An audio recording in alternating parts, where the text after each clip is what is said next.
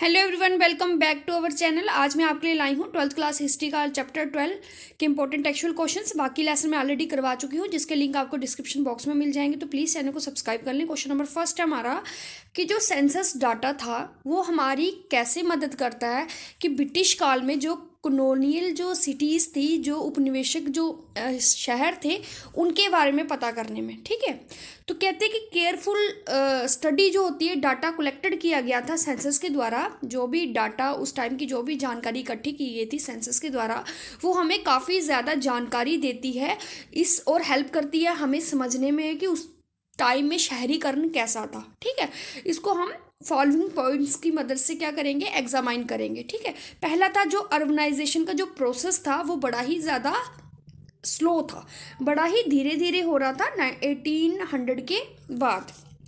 18वीं शताब्दी के बाद जो शहरीकरण का जो प्रोसेस था वो बड़ा ही धीरे धीरे हो रहा था 19th सेंचुरी में। और उसके फर्स्ट 2 डिकेड, जैसे 20th सेंचुरी के मतलब 1920 के तक 10 से 20 के तकरीबन जो प्रपोर्शन था अर्बन पॉपुलेशन का वो बड़ा ही ज़्यादा कम था और बड़ा ही स्थिर था। मतलब डिक्रीज इंक्रीज नहीं हो रहे थे, मतलब उसी लेवल पे थे, उसी मतलब अर्बनाइजेशन की जो प्रोसेस था, जो अर्बन पॉपुलेशन जो शहरी जनसंख्या थी वो इतनी ज़्यादा बढ़ नहीं रही थी। ठीक है, अब बिटवीन 1900 टू 1940 के बीच में 13% जो अर्बन पॉपुलेशन थी वो बढ़ी थी। ठीक है, और इसी पीरियड में ओवरऑल जो पॉपुलेशन इंक्रीज हुई थी होल कंट्री की, वो कितनी हुई थी, 10%। ठीक है, मतलब कि 13% जो अर्बन शहरी जो जनसंख्या थी वो बढ़ी थी इस पीरियड में 1900 से लेकर 1940 के बीच में।